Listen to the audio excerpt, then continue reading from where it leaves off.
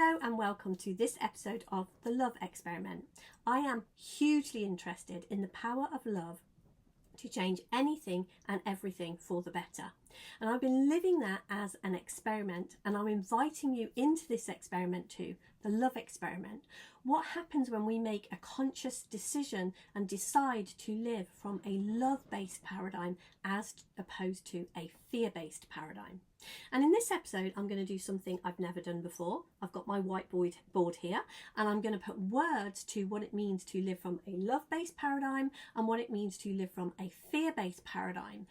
This is definitely for the visual members of our community, and to help you really dive deeply into the words behind this experiment and what it means. And I'm going to invite you, if you have any questions or comments, please feel free to put them below. I will answer them all, and I always love to connect more deeply with anyone in my community. So let's jump right in. What does it mean? What does love do as opposed to fear? So love, initially, what it does is it connects us. As opposed to fear, and what fear does is divide us. There is a saying, isn't there, about war. If you want to win a war, then divide and conquer. Because when we are divided, we are much less powerful. When we are in love with the people around us, when we love our neighbours as if they are ourselves, when we love each other, we are connected. And the truth here is there is only one being. So there is no disconnection. And the feeling of fear comes from that lie that's created there. Because one of the things that I have really seen is that fear is a thief. Fear robs us of things. It robs us of our true identity. And right now we're in the middle of an identity crisis. And this is because so many of us are living in a fear-based paradigm as to a love-based one. So let's continue, and you will notice that playing out and see what it is I'm pointing to. So when we are connected, when we come together, what happens then is we see and we live from a place of enoughness. We feel like there is enough resources, and ultimately when we feel like there is enough, we believe that we are enough, as opposed to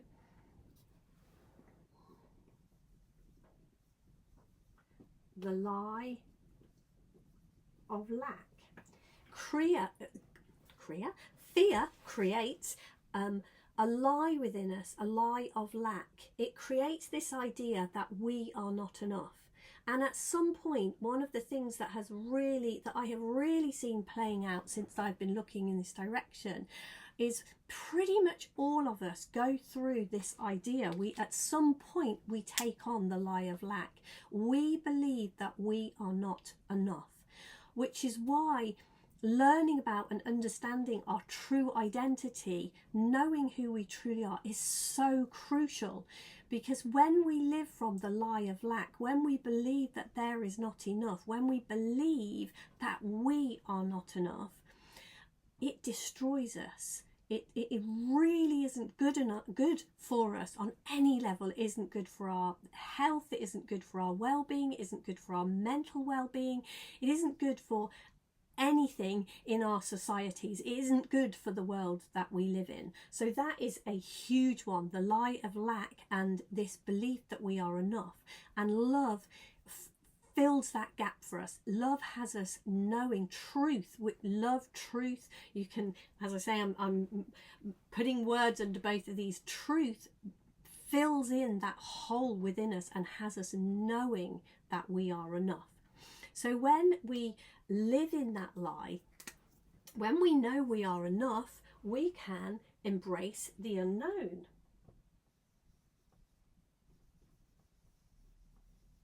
We can live in the unknown. And this world, the way the world that we live in works, we are a mystery. There is things about us that, in spite of science, in spite of how far we've come, in spite of how amazing we are. There are things about ourselves, there are things about this world that we live in that we don't know. And we will continue to find out more and find out more, but consciousness is infinite. We are infinite beings, so we will never get to the end of this. We will never know everything.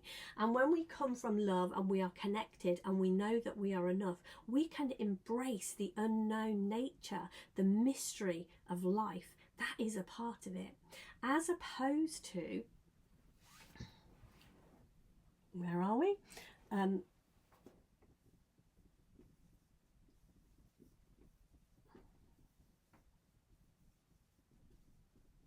Living in certainty. Fear wants us to live in certainty. Fear wants us to know what is going to happen, to always, it's control, fear and control. We want to know what is going to happen. We feel when we are living in fear, if we don't know what the next thing that's going to happen is, we feel incredibly fearful. It really, really scares us. So coming from love, feeling connected, knowing we're enough, has us embracing the unknown nature, the mystery of life. Fear, on the other hand, has us living in the tightness of control, having to control everything and living in certainty. It has us believing that we have to be perfect,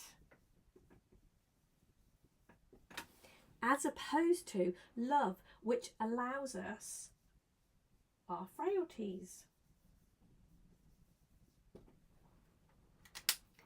We can make mistakes, and the only way that we can learn, the only way we can continue creating, like I'm talking to you over through the internet and you know, the gift, the amazing creations of the internet, computers, all of those kinds of things. And none of these things could have been invented if we weren't embracing our frailties, if we didn't have the ability to make mistakes and learn from those mistakes. Because I'm pretty sure whoever invented the internet and computers did not get it right the first time. And yet when we are living under the paradigm of fear, we want to be perfect. We don't allow ourselves the gift of making mistakes and learning from those mistakes. And you can see it in small children. You know, when babies learn to walk and talk, they don't get it right the first time. They try and try and try, and we all think it's cute and we laugh at them and we encourage them. We need to carry that on into our adulthood. It's cute and it's sweet, and we need encouragement to keep trying in spite of the mistakes that we made. This video, I can't tell you how many takes I've done on this video. The whiteboard fell down about 3 or 4 times before I managed to balance it properly. But it's okay to make mistakes. You learn by mistakes.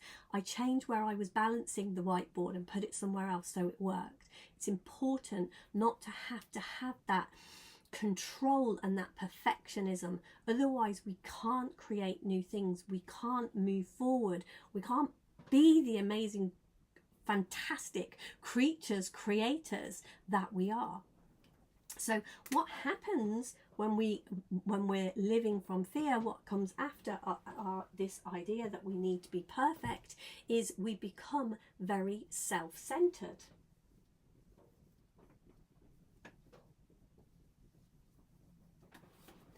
We are very much me, ourselves. We are first and center in our mind. We are filled with what is going on in our own lives. We are micromanaging everything. We are full of ourselves, as opposed to living in flow.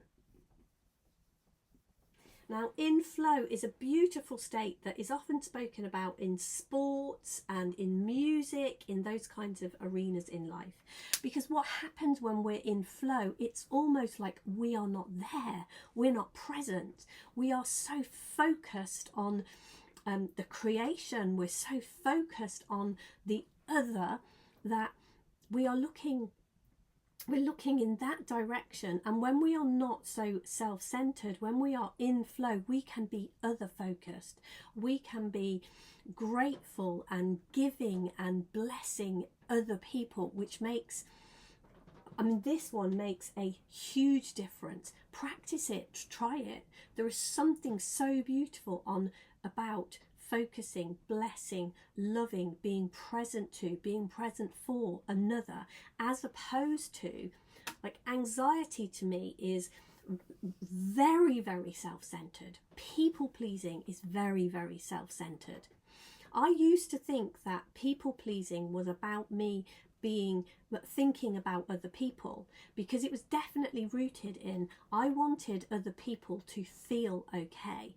Then I had a realization. I realized just how, through doing this love experiment, I realized just how self-centered I was, because I realized that people pleasing was based in me wanting someone else to feel okay so that I could feel okay. It wasn't in flow at all. It was me, me, me, me, me. I felt uncomfortable when other people didn't feel comfortable. So I wanted them to feel comfortable so that I could feel okay.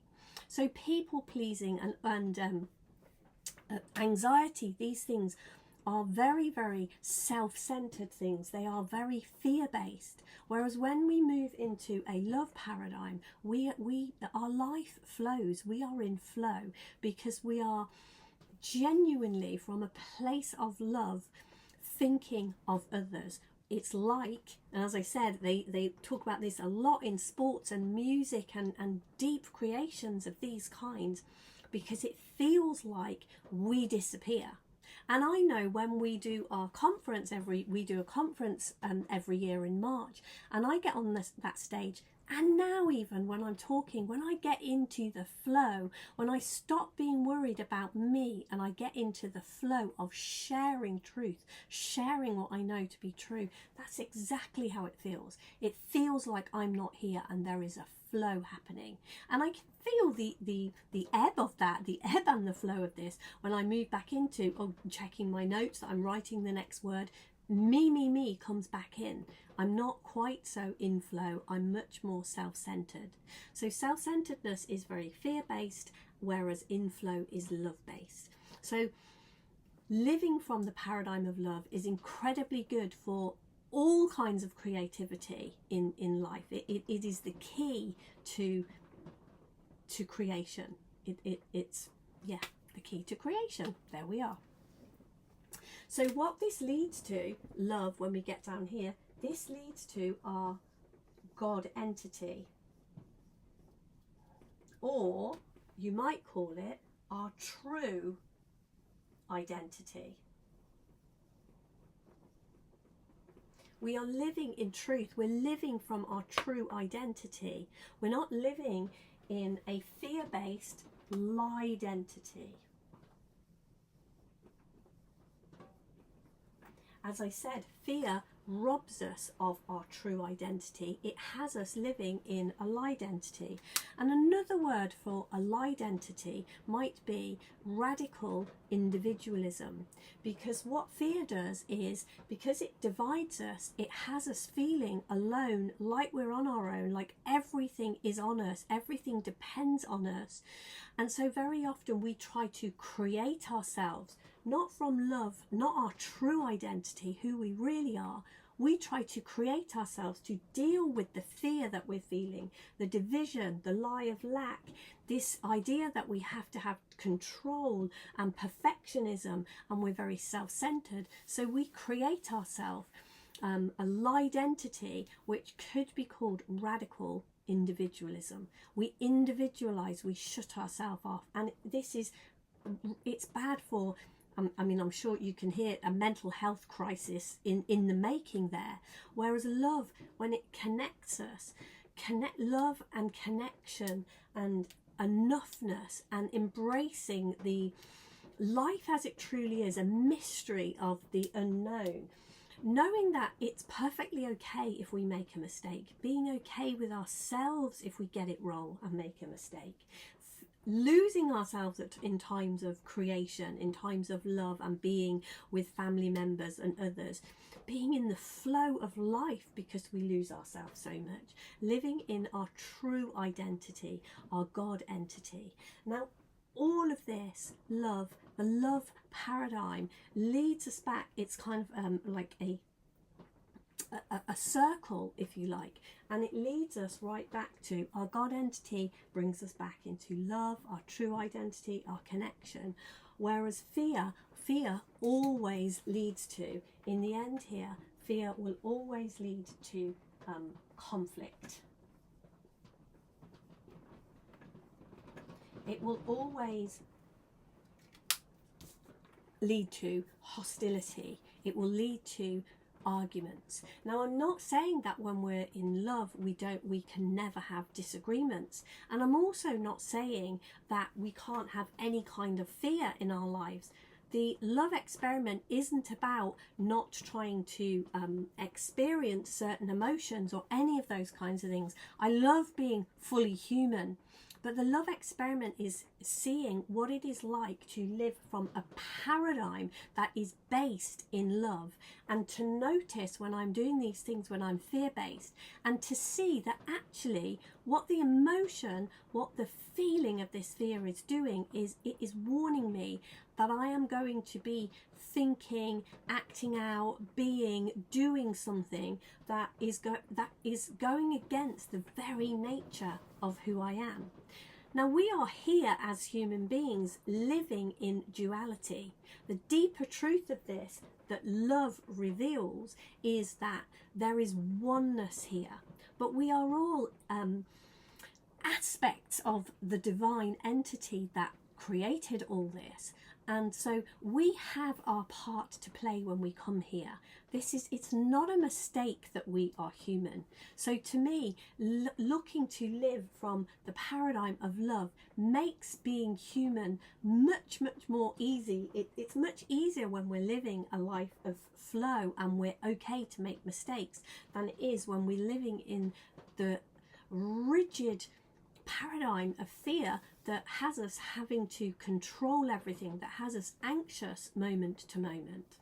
And so this is a brilliant way. The love experiment has taught me so much and had me living much more of a flowing life. Many more things are working out for me as I am living this on a day-to-day basis and being invited back to love, and I notice where I'm fear-based. So I hope there's been something helpful for you there. I hope putting the words on the whiteboard have really helped. As always, I love to hear from you, and if you have any comments or anything like that, please do comment below, and do check out the show notes, because there are plenty of ways that we can dive deeper into this. You can work with me and we can dive more deeply into this, because living your true identity, that is a God identity based in love, will have you living a life of peace and love and connection. It heals our body. There is so much goodness in this that is hidden in this very often, and we believe, very often when we live a fear-based life, we can often be ill in various different ways, and we just think that's the way that it is. Anxiety is the way that it is. Backache is the way that it is. Stomach problems, it's just the way that it is. Well, believe you me, swapping and living from a love-based paradigm instead of a fear-based paradigm has implications on every aspect of your life. So do check out the show notes, and I will see you in the next video. Take care. Bye for now.